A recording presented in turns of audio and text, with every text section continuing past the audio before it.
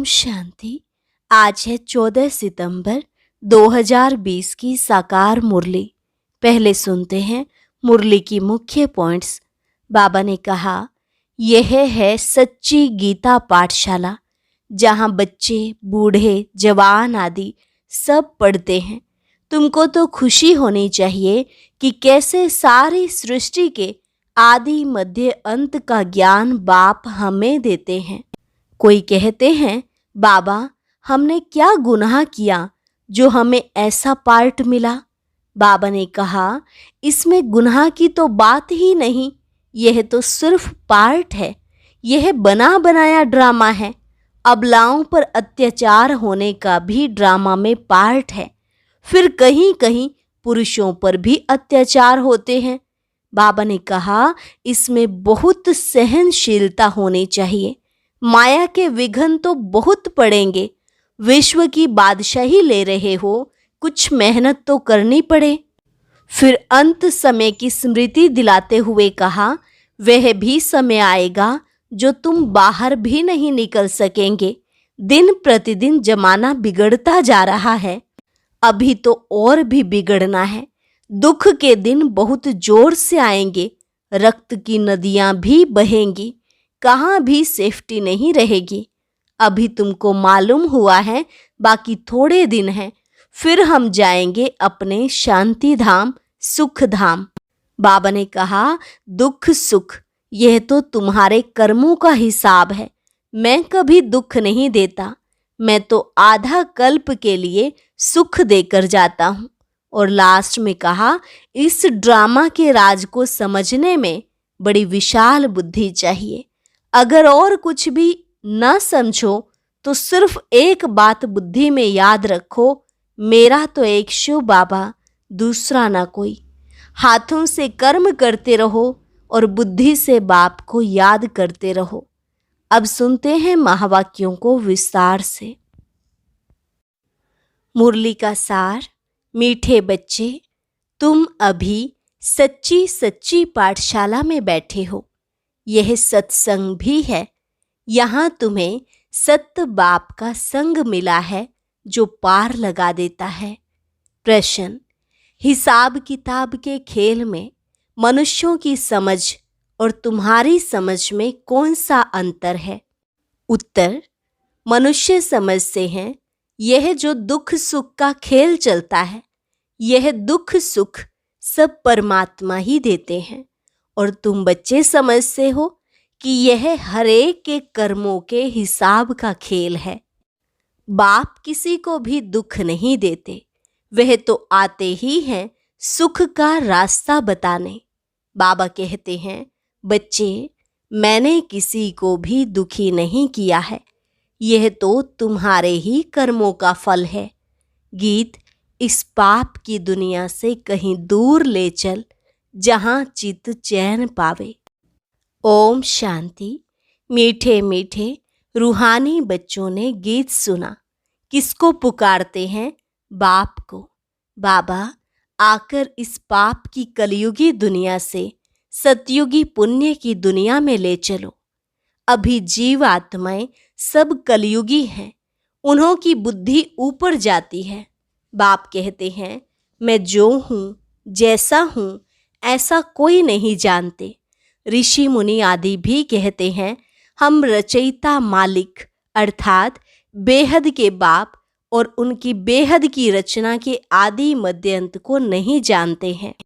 आत्माएं जहाँ रहती हैं वह है ब्रह्म महतत्व, जहाँ सूर्य चांद नहीं होते हैं, ना मूल वतन ना सूक्ष्म वतन में। बाकी इस मांडवे में तो बिजलियां आदि सब चाहिए ना, तो इस मांडवे को बिजली मिलती है, रात को चांद सितारे, दिन में सूर्य। यह है बत्तियां। इन बत्तियों के होते हुए भी अंधियारा कहा जाता है। रात को तो फिर भी बत्ती जलानी पड़ती है। सतयुग त्रेता को कहा जाता है दिन और भक्ति मार्ग को कहा जाता है रात। यह भी समझ की बात है। नई दुनिया सो फिर पुरानी जरूर बनेगी, फिर नई होगी तो पुरानी का जरूर विनाश होगा। यह है बेहद की दुनिया। मकान भी कोई बहुत बड़े बड़े होते हैं, राजाओं आदि के। यह है बेहद का घर, मांडवा अथवा स्टेज। इनको कर्म क्षेत्र भी कहा जाता है। कर्म तो जरूर करना होता है। सब मनुष्यों के लिए यह कर्म क्षेत्र है। सबको कर्म करना ही है, पार्ट बजाना ही है। पार्ट हर एक आत्मा को पहले से मिला हुआ है। तुम्हारे में भी कोई है जो इन बातों को अच्छी रीति से समझ सकते हैं। वास्तव में यह गीता पाठशाला है। पाठशाला में कभी बूढ़े आदि पढ़ते हैं क्या? यहाँ तो बूढ़े जवान आदि सब पढ़ते हैं। वेदों की पाठशाला नहीं कहेंगे। वहाँ कोई भी एम ऑब्जेक्ट होती नहीं है। हम इतने वेद शास्त्र आदि पढ़ते हैं, इनसे क्या बनेंगे वह जानते नहीं। कोई भी जो सत्संग है, एम ऑब्जेक्ट कुछ नहीं है। अब तो उनको सत्संग कहने से लज्जा आती है। सत्य तो एक ही बाप है, जिसके लिए कहा जाता है संग तारे कुसंग बोरे। कुसंग कलयुगी मनुष्यों का, सत्य का संग तो एक ही है। अभी तुमको वंडर लगता है सारे सृष्टि के आदि मध्य अंत का ज्ञान कैसे बाप देते हैं। तुमको तो खुशी होनी चाहिए। तुम सच्ची सच्ची पाठशाला में बैठे हो। बाकी सब हैं झूठी पाठशालाएं। उन सत्संगों आदि से कुछ भी बनकर निकलते नहीं। स्कूल कॉलेज आदि से फिर भी कुछ बनकर निकलते हैं, क्योंकि पढ़ते हैं। बाकी कहाँ भी पढ़ाई नहीं है। सत्संग को पढ़ाई नहीं कहेंगे। शास्त्र आदि तो पढ़कर फिर दुकान खोल बैठते हैं, पैसा कमाते हैं। ग्रंथ थोड़ा सीख कर गुरुद्वारा खोल बैठ जाते हैं। गुरुद्वारे भी कितने खोलते हैं। गुरु का द्वार अर्थात घर कहेंगे ना, फाटक खुलता है, वहाँ जाकर शास्त्र आदि पढ़ते हैं। तुम्हारा गुरुद्वारा है मुक्ति और जीवन मुक्ति धाम, सतगुरु द्वार। सतगुरु का नाम क्या है? अकाल मूर्त। सतगुरु को अकाल मूर्त कहते हैं। वह आकर मुक्ति जीवन मुक्ति का द्वार खोलते हैं। अकाल मूर्त है ना, जिसको काल भी खा नहीं सकता। आत्मा है ही बिंदी, उनको काल कैसे खाएगा? वह आत्मा तो शरीर छोड़कर भाग जाती है। मनुष्य समझते थोड़े ही है कि एक पुराना शरीर छोड़ फिर जाए दूसरा लेगी। फिर इसमें रोने की क्या दरकार है? यह तुम जानते हो, ड्रामा अनादि बना हुआ है। हर एक को पार्ट बजाना ही है। बाप ने समझाया है, सतयुग में है नष्टो मोहा। मोहजीत की भी कहानी है ना। पंडित लोग सुनाते हैं, माताएं भी सुन सुनकर फिर ग्रंथ रख बैठ जाती हैं सुनाने के लिए। बहुत मनुष्य जाकर सुनते हैं। उनको कहा जाता है कन रस। ड्रामा प्लान अनुसार मनुष्य तो कहेंगे हमारा दोष क्या है। बाप कहते हैं, तुम हमको बुलाते हो कि दुख की दुनिया से ले जाओ। अब मैं आया हूं तो मेरा सुनना चाहिए ना। बाप बच्चों को बैठ समझाते हैं। अच्छी मत मिलती है तो वह लेनी चाहिए ना। तुम्हारा भी कोई दोष नहीं है। यह भी ड्रामा था। राम राज्य, रावण का राज्य, खेल बना हुआ है। खेल में कोई हार जाते हैं तो उनका दोष थोड़े ही होता है। जीत और हार होती है, इसमें लड़ाई की बात नहीं। तुमको बादशाही थी, यह भी आगे तुमको मालूम नहीं था। अभी तुम समझते हो। जो सर्विसेबल हैं, जिनका नाम वाला है। दिल्ली में सबसे नामी ग्रामी समझाने वाला कौन है? तो झट नाम लेंगे जगदीश का। तुम्हारे लिए मैगजीन भी निकालते हैं, उसमें सब कुछ आ जाता है। अनेक प्रकार की पॉइंट्स लिखते हैं। ब्रिज मोहन भी लिखते हैं। लिखना कोई मासी का घर थोड़े ही है। जरूर विचार सागर मंथन करते हैं, अच्छी सर्विस करते हैं। कितने लोग पढ़कर खुश होते हैं। बच्चों को भी रिफ्रेशमेंट मिलती है। कोई कोई प्रदर्शनी में बहुत माथा मारते हैं, कोई कोई कर्म बंधन में फंसे हुए हैं, इसलिए इतना उठा नहीं सकते हैं। यह भी कहेंगे ड्रामा। अबलाओं पर भी अत्याचार होने का ड्रामा में पार्ट है। ऐसा पार्ट क्यों बजाया, यह प्रश्न ही नहीं उठता। यह तो अनादि बना बनाया ड्रामा है, उनको कुछ कर थोड़े ही सकते हैं। कोई कहते हैं हमने गुनाह क्या किया जो ऐसा पार्ट रखा है।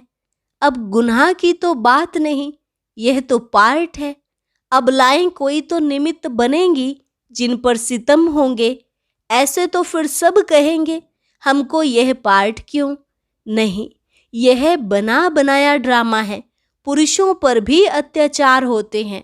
इन बातों में सहनशीलता कितनी रखनी पड़ती है। बहुत सहनशीलता चाहिए। माया के विघ्न तो बहुत पड़ेंगे। विश्व की बादशाही लेते हो तो कुछ मेहनत करनी पड़े। ड्रामा में आपदाएं खिटपिट आदि कितनी हैं। अबलाओं पर अत्याचार लिखा हुआ है। रक्त की नदियां भी बहेंगी, कहाँ भी सेफ्टी नहीं रहेगी। अभी तो सुबह को क्लास आदि में जाते हो सेंटर्स पर, वह भी समय आएगा जो तुम बाहर निकल भी नहीं सकेंगे। दिन प्रतिदिन जमाना बिगड़ता जाता है और बिगड़ना है। दुख के दिन बहुत जोर से आएंगे। बीमारी आदि में दुख होता है तो फिर भगवान को याद करते पुकारते हैं। अभी तुमको मालूम है बाकी थोड़े दिन हैं, फिर हम अपने शांति धाम सुख धाम जरूर जाएंगे। दुनिया को तो यह भी पता नहीं है। अभी तुम बच्चे फील करते हो ना, अभी बाप को पूरी रीति जान गए हैं। वह सब तो समझते हैं परमात्मा लिंग है, शिवलिंग की पूजा भी करते हैं। तुम शिव के मंदिर में जाते थे, कभी यह ख्याल किया कि शिवलिंग क्या चीज है?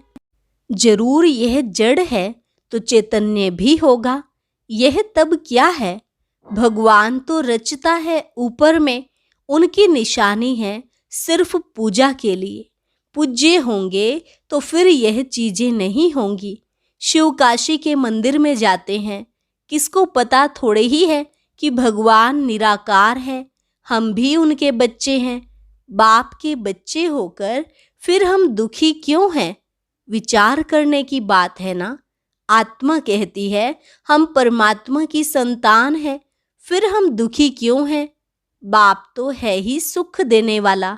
बुलाते भी हैं, हे भगवान हमारे दुख मिटाओ। वह कैसे मिटाए? दुख सुख यह तो अपने कर्मों का हिसाब है। मनुष्य समझते हैं सुख का एवजा सुख, दुख का एवजा दुख परमात्मा ही देते हैं, उन पर रख देते हैं। बाप कहते हैं मैं कभी दुख नहीं देता हूँ, मैं तो आधा कल्प के लिए सुख देकर जाता हूँ। यह फिर सुख और दुख का खेल है। सिर्फ सुख का ही खेल होता फिर तो यह भक्ति आदि कुछ न हो। भगवान से मिलने के लिए ही यह भक्ति आदि सब करते हैं ना।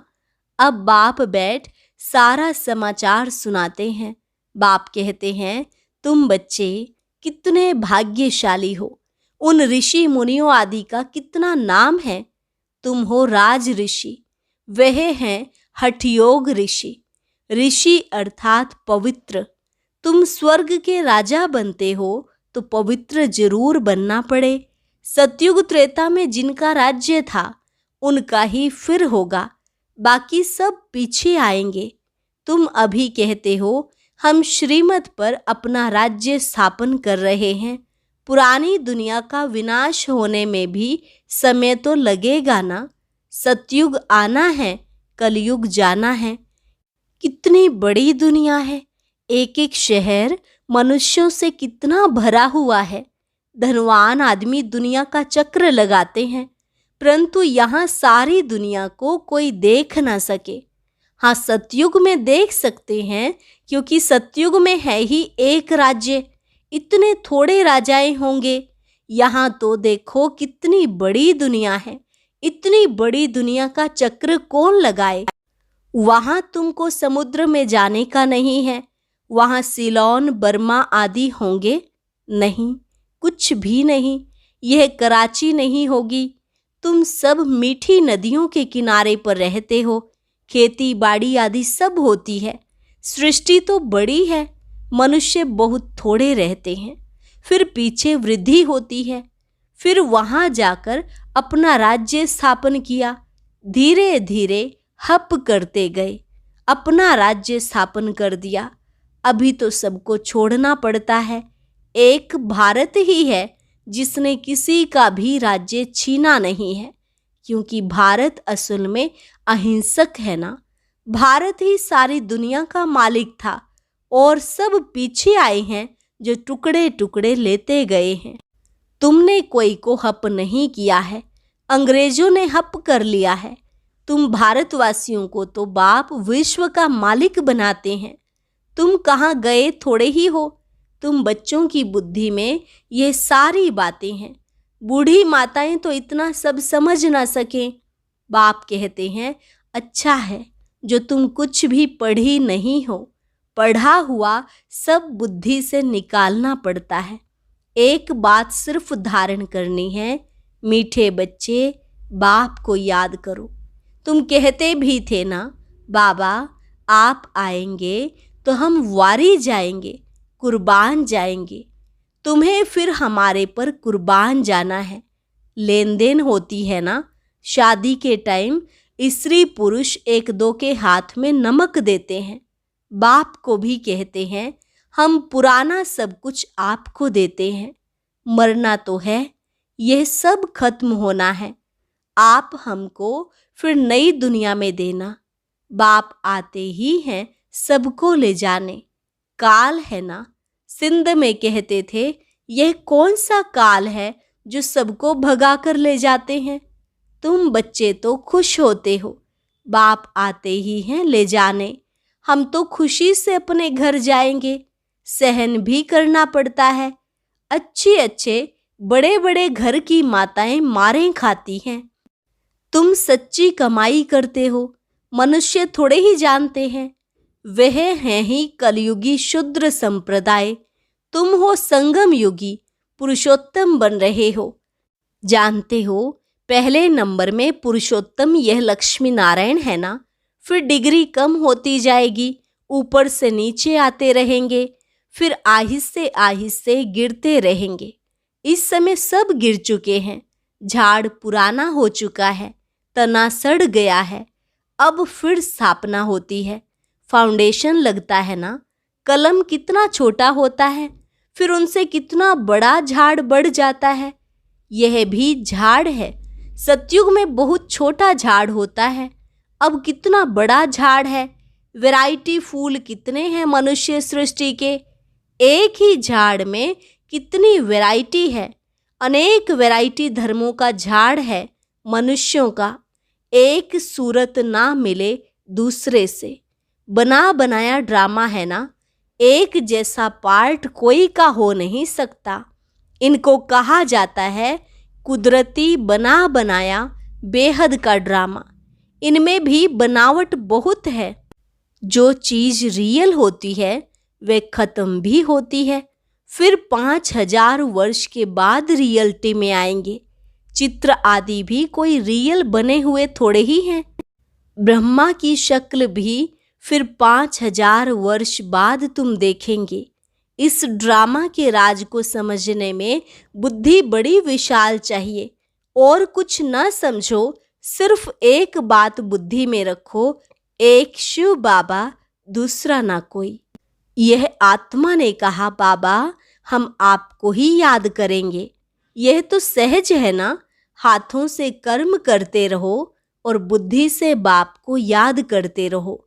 अच्छा, मीठे मीठे सिकिलधे बच्चों प्रति मात पिता बाप दादा का याद प्यार और गुड मॉर्निंग। रूहानी बाप की रूहानी बच्चों को नमस्ते। रूहानी बच्चों की रूहानी बाप दादा को नमस्ते नमस्ते, गुड मॉर्निंग। धारणा के लिए मुख्य सार। पहली पॉइंट, सहनशीलता का गुण धारण कर माया के विघ्नों में पास होना है। अनेक आपदाएं आएंगी, अत्याचार होंगे। ऐसे समय पर सहन करते बाप की याद में रहना है, सच्ची कमाई करनी है। दूसरी पॉइंट, विशाल बुद्धि बन इस बने बनाए ड्रामा को अच्छी रीति समझना है। यह कुदरती ड्रामा बना हुआ है, इसलिए प्रश्न उठ नहीं सकता। बाप जो अच्छी मत देते हैं उस पर चलते रहना है। वरदान, बाप समान वरदानी बन हरेक के दिल को आराम देने वाले मास्टर दिलाराम भव। बाप समान वरदानी बन हरेक के दिल को आराम देने वाले मास्टर दिलाराम भव। जो बाप समान वरदानी मूर्त बच्चे हैं वह कभी किसी की कमजोरी को नहीं देखते, वह सबके ऊपर रहम दिल होते हैं। जैसे बाप किसी की कमजोरियां दिल पर नहीं रखते, ऐसे वरदानी बच्चे भी किसी की कमजोरी दिल में धारण नहीं करते। वे हरेक की दिल को आराम देने वाले मास्टर दिलाराम होते हैं। इसलिए साथी हो या प्रजा, सभी उनका गुणगान करते हैं। सभी के अंदर से यही आशीर्वाद निकलती है कि यह हमारे सदा स्नेही सहयोगी हैं। स्लोगन, संगम युग पर श्रेष्ठ आत्मा वह है जो सदा बेफिक्र बादशाह हो। संगम युग पर श्रेष्ठ आत्मा वह है जो सदा बेफिक्र बादशाह हो। अच्छा, ओम शांति। ओम शांति। आज की अव्यक्त मुरली जरूर सुने। उसके लिए ऊपर दिए गए बॉक्स को टच करें।